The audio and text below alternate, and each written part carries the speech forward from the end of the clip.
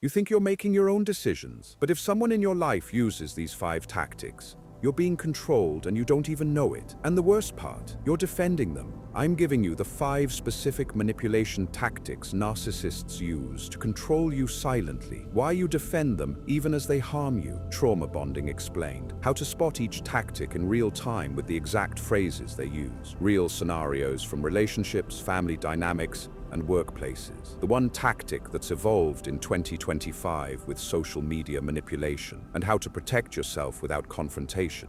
Here's your problem. Narcissists don't look like villains. They're charming, successful, they seem nice. That's the trap. They don't announce themselves as abusers. They present as the perfect partner, the caring friend, the devoted parent. By the time you see what's happening, you're already caught. Let me show you the cycle. It's 3 phases: idealize, devalue, discard. In the idealize phase, you're everything. You're perfect. They worship you. You've never felt more seen or loved. Then the devalue phase hits. Suddenly you can't do anything right. The criticism starts. The coldness. The withdrawal. You're confused because nothing changed on your end. Then comes discard. They're done with you, or they threaten to be. And just when you're about to leave, they flip back to idealize. The cycle repeats. This is why you're confused. This is why you can't make sense of their behavior. It's designed to disorient you. Research shows a 67% increase in searches for manipulation defense since 2023. People are waking up. But here's the issue. Traditional advice doesn't work. Just set boundaries. That's what everyone says. But setting boundaries with a narcissist is like putting up a stop sign in front of a freight train. They don't care about your boundaries. They care about control. And when you try to enforce boundaries, they punish you. They escalate. They make you the problem.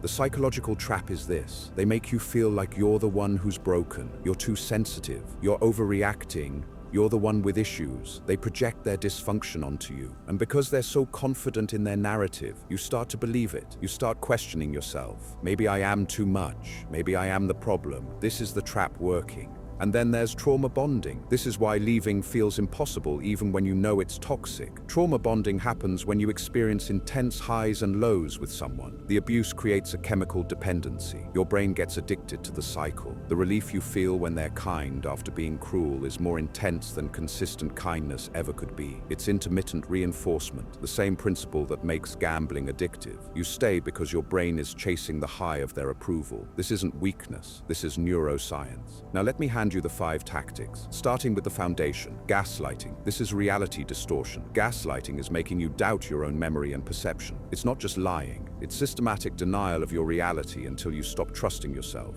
Here are the phrases they use. That never happened. You bring up something they said or did and they flat out deny it. Not, I don't remember, but that didn't happen. They're not confused. They're rewriting history. You're too sensitive. This one dismisses your feelings entirely. It's not about whether you're sensitive or not. It's about making your emotional response the problem instead of their behavior. You're remembering it wrong. They don't just deny. They tell you that your memory is faulty, that you're confused, that you're making things up.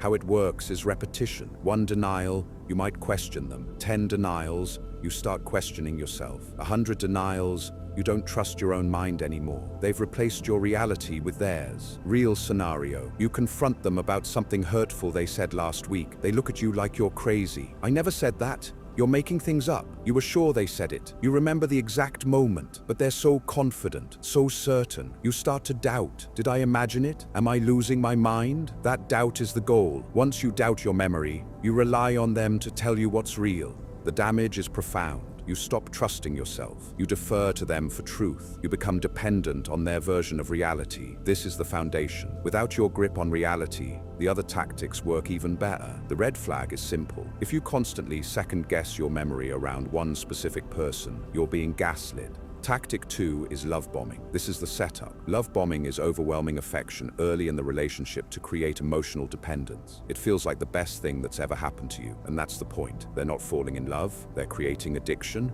Here are the signs. Too much, too fast. They're calling you their soulmate after 2 weeks. They're saying, I love you on the 3rd date. They're talking about marriage and kids before you've even had a fight. It feels like a fairy tale. It feels like destiny. It's a strategy. Expensive gifts, constant praise, intense attention. They're showering you with affection, texting you all day, buying you things, telling you you're the most amazing person they've ever met. It's intoxicating. You feel special, you feel chosen. And then there's future faking. They paint this incredible future with you. We'll get married, have 3 kids, buy a house in the mountains, travel the world together. They're selling you a dream, but it's fiction. They have no intention of delivering. They're baiting the hook. Why it works is simple. They create an emotional high. Your brain floods with dopamine. You've never felt this good. Then they withdraw. Suddenly they're distant, cold. The texts stop. The affection disappears. You panic. What did I do wrong? How do I get that feeling back? You chase the high.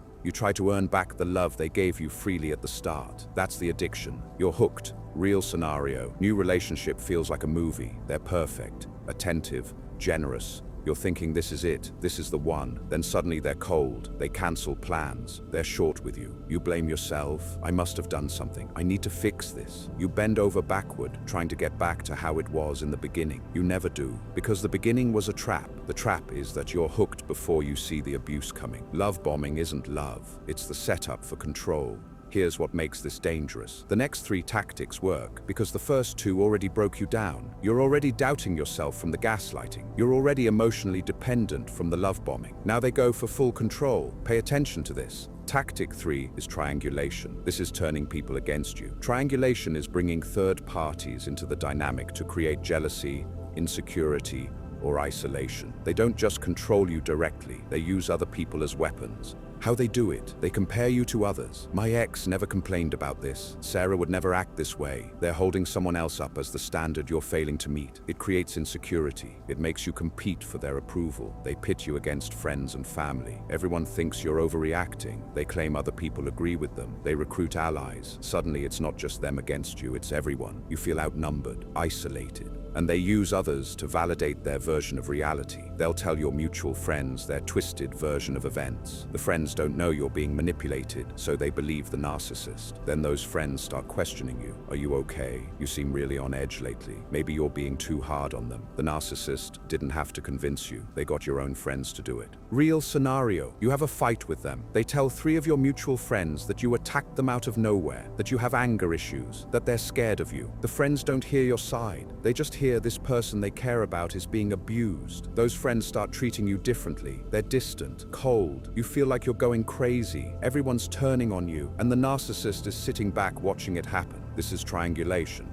Why it works is social proof. When multiple people seem to agree with the narcissist, you assume they must be right and you must be wrong. You feel isolated and crazy. You stop reaching out for support because everyone's already been poisoned against you. The red flag is this: if one person is creating conflict between you and everyone else in your life, you're being triangulated. Healthy people don't turn you against your support system. Narcissists do. Tactic 4 is DARVO: deny, attack, reverse victim, and offender. This one's brutal. DARVO is a pattern where the abuser denies the abuse, attacks you for bringing it up, then flips the script and claims they're the victim. Here's the pattern: deny. I never said that. I never did that. You're making it up. They refuse to acknowledge reality. Attack. You're always starting fights. You're paranoid. You're unstable. They go on the offensive. Your attempt to address harm becomes evidence that you're the problem. Reverse victim and offender. I'm the victim here. You're the one abusing me. I can't believe you'd treat me like this. Suddenly they're crying. They're hurt. They're the one who needs comfort. You're the villain in their story. How they do it is they turn every confrontation into you apologizing. You came to them with a legitimate hurt. You wanted accountability. You end up comforting them and saying you're sorry for even bringing it up. Real scenario. They said something cruel to you in front of friends. It humiliated you. You wait until you're alone and gently bring it up. Hey, what you said earlier really hurt me. They explode. I can't believe you're attacking me right now. I was joking. You always twist everything I say. You make me feel like I'm walking on eggshells. Now they're crying. You feel terrible. You apologize. You end up reassuring them that you're not mad, that you know they didn't mean it. The hurt you came with is forgotten. You never got your apology. They never faced accountability. And next time you're hurt, you'll think twice before bringing it up. Why it works is it hijacks your empathy. You're a caring person. When someone you love is upset, you want to help. They weaponize that. They make their emotions your responsibility. They make you the caretaker of their feelings, even when they're the one who caused harm. The result is simple. You stop bringing up problems. They face zero accountability. The abuse continues unchecked. Tactic 5 is the newest evolution: social media manipulation. This is the 2025 adaptation. Narcissists figured out how to weaponize digital spaces. New research shows narcissists have adapted their tactics to the digital age. They're not just manipulating you in person anymore. They're using social media as a tool. How they use social media: they curate a fake perfect image. Their Instagram looks like a highlight reel of success and happiness. They post couple photos with captions about how blessed they are. Meanwhile, behind closed doors, they're treating you like garbage. This creates cognitive dissonance. You see the public image and wonder if you're the problem. Everyone else thinks they're amazing. Maybe I'm wrong about them. They vague post to make you paranoid. Some people just don't appreciate what they have. It's sad when people take your kindness for weakness. You immediately think it's about you. You panic. What did I do? You reach out to apologize even though you don't know what you're apologizing for. They've got you scrambling to fix a problem they invented. They use reactions and likes as control. They withhold validation from your posts but give it freely to others. They like your friend's selfie but scroll past yours. They comment on their ex's photos but ignore yours. It's strategic. They're making you feel unseen while making others feel special. It creates jealousy, insecurity. You compete for their digital attention. And they stalk your activity, then use it against you. They monitor who you follow, who follows you, who likes your posts. Then they bring it up. I saw you like that guy's photo. Who is he? They're tracking you, using your social media activity as ammunition. It feels invasive because it is. They're surveilling you. Real scenario: they post a photo of the two of you with a caption about how you're the love of their life. Everyone comments how cute you are together, how lucky you both are. But the night before, they screamed at you, called you worthless, made you cry yourself to sleep. Now you're looking at this post and you feel insane. The public image doesn't match the private reality. You question yourself. Maybe it's not that bad. Maybe I'm overreacting. Everyone thinks we're perfect. This is the trap. The public persona becomes another gaslighting tool. Why it's dangerous is the split reality. They control the narrative online. Everyone sees the version they want to project. You're the only one who sees the truth. And because everyone else believes the fake version, you start to question the real version. The red flag is obvious. If their online persona doesn't match who they are behind closed doors, you're seeing a performance, not a person. Now let me give you how to protect yourself. First truth: don't try to fix or save them. Narcissistic personality disorder is a clinical diagnosis. It requires years of intensive therapy, and the person has to want to change. Most narcissists don't think they have a problem. They think everyone else does. You can't love them into healing. You can't be patient enough or understanding enough to change them. Stop trying. Use the gray rock method. Become boring and unresponsive. Narcissists feed on emotional reactions, drama, conflict, attention. If you become bland and uninteresting, you remove their supply. Short answers, neutral tone, no emotional engagement. Okay, I see, sure. Give them nothing to work with. They'll usually move on to someone who gives them more supply. Document everything. Write down conversations. Save texts. Record if it's legal in your state. Combat the gaslighting with evidence. When they say, "I never said that," you can pull up the text. You can read your journal entry. It's not about proving it to them. They won't care. It's about proving it to yourself, keeping your grip on reality. Build an external support system. Don't let them isolate you. Stay connected to friends and family. See a therapist who understands narcissistic abuse. Talk to people they haven't poisoned against you. You need anchors to reality outside of their influence. Isolation makes you more vulnerable. Connection makes you stronger. The exit strategy matters. Narcissists escalate when they're losing control. If you're planning to leave, do it safely. Have a plan. Tell someone you trust. If you live together, leave when they're not home. If there's any risk of violence,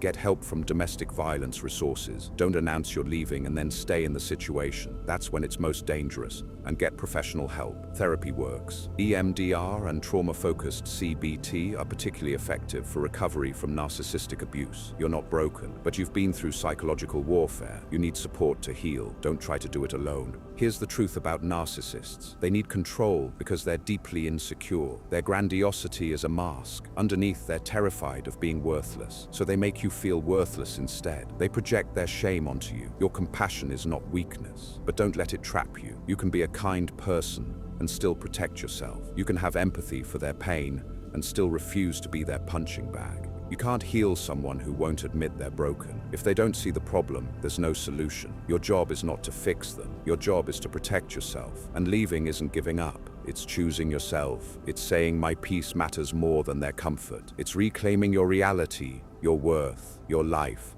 Let me bring this home. The 5 tactics. Gaslighting makes you doubt your reality. Love bombing creates emotional dependence. Triangulation isolates you from support. Darvo eliminates accountability. Social media manipulation controls the narrative. If you recognize 3 or more of these in your relationship, you're being controlled. And if you recognize all 5, you're in danger. This isn't about blame. They're responsible for their behavior. You're not responsible for fixing them or staying. This is about awareness and protection. Now that you see the tactics, you can't unsee them. Now that you know the patterns, you can break free. Subscribe to Mentis Arcana. We decode the forbidden psychology of influence and control. Use it wisely.